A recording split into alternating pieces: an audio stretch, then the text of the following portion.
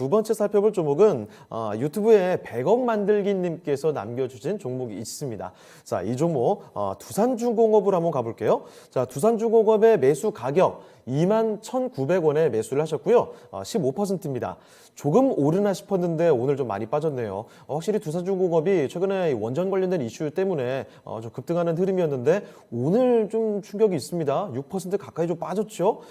이렇게 빠졌을 때 추가 매수를 더 해야 되는 건지 어떻게 해야 되는 건지 진단 부탁드립니다. 이렇게 보내주셨거든요. 자, 그러면 지금 두산중공업의 대응 전략 알아보도록 하겠습니다. 자, 이건보 전문가님, 두산중공업 갖고 계시는데 오늘 조금 많이 내렸네요. 그러면 지금 추가 매수를 해야 되는 자리입니까? 아니면 일단 좀 지켜봐야 되겠습니까? 어떤 전략일까요? 저는 일단 조금 더 지켜보자, 기다려보자라는 의견인데요. 예. 일단 주가 차트부터 잠깐 볼까요? 오늘 좀 반등했다가 좀 내려오긴 했었지만은 네. 전체적으로 저점을 높여가는 추세에 있고요. 어떻게 보면은 상단에 대한 매물 테스트를 경험하고 있다라고 보여집니다. 지금은 추세가 끝났다라고 보기는 어렵기 때문에 지켜보자라는 생각이고요. 만약에 추가 매수에 대한 고려를 한다라면은 저는 지금 가격대보다는 다시 한번 매물 테스트가 좀 실패되었을 때 다시 한번 저점을 확인할 때 그때 하셔도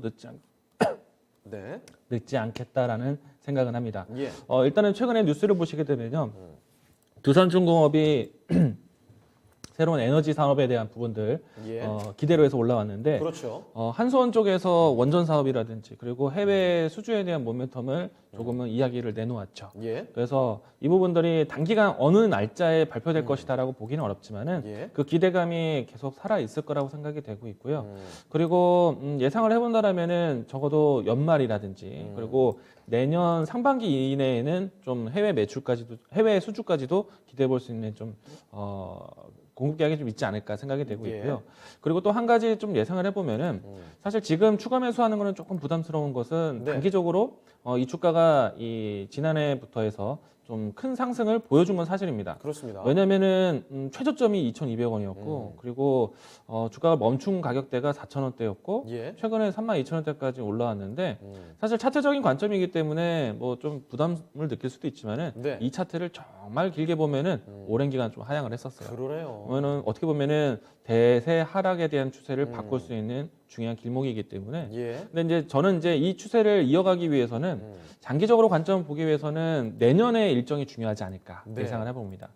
내년에 만약에 이제 미국에서부터 해서 금리에 대한 정책이 경기에 대한 속도 조절은 만들 수 있겠지만은 만약에 그럼에도 불구하고 경기 확산에 대한 확산에 대한 방향성은 유지한다라면은 아마도 주요 국가 내에서는 플랜트 산업에 대한 부분들이 좀 적극적으로 나올 수가 있어요.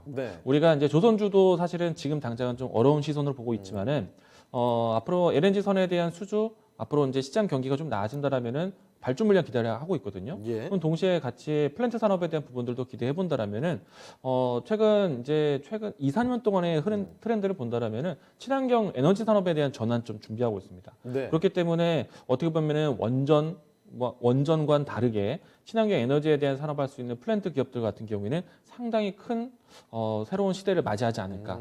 그런 측면에서 두산중공업은 뭐 원전에 대한 모멘텀도 있지만은 친환경 에너지 플랜트 산업에 대한 기대감도 가지고 있기 때문에 내년에 대한 금리 인상 이후에 금리 인상에 대한 조치가 나오고 난 다음에 시장 경기가 축소되지 않고 확장을 한다라면은 저는 뭐 중산중공업이 과거 차트를 되바꿀 수 있는 큰 시세 나오지 말라는 법은 없거든요. 그래서 저는 그 부분들까지 기대해 본다라면은 지금 장기적인 관점에 보시는 것도 괜찮다. 그러면 장기적으로 가기 위해서는 좋은 단가를 만드셔야 될 것 같아요. 그래서 지금은 1차적으로 했을 때는 연중 고점에 만들었었던 매물대에 대한 소화 과정이라고 보시고요.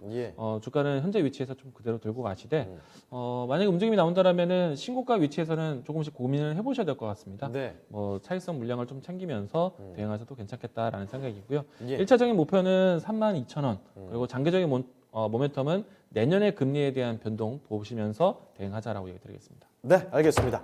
자, 두산중공업 일단 1차적인 목표가 32,000원까지 말씀을 해주셨고 추가 매수도 여쭤보셨죠. 지금 당장보다는 만약에 추가 매수를 하시려거든 조금 더 조정이 나오고 하셔도 늦지 않을 것 같네요. 이 부분까지 같이 넣어두시길 바랍니다. 자, 100억 만들기 놈의 두산중공업 이렇게 살펴드렸고요.